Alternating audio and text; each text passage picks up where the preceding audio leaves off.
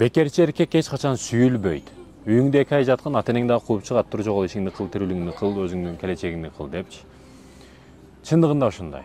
Эркек киши качан сүйүлөт, качан сиз ошол сүйүшкө ылайыктуу себептерди кылып берсеңиз. Ошол үй салып бересиз, ошол подаркаларды бересиз, ошол гүлдөрдү бересиз аялыңызга жагыш үчүн.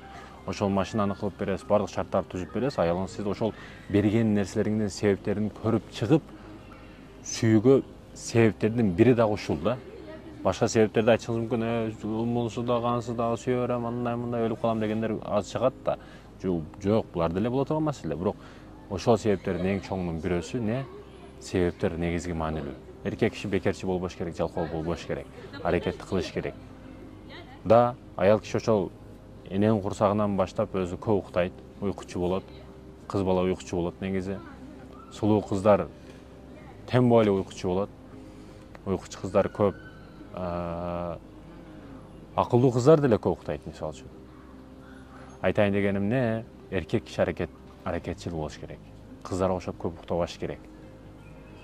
Себеби ошол эки карындаш же бир эжеси болсо ошолорду да карашка эркек киши милдеттүү да. Ошондой экен.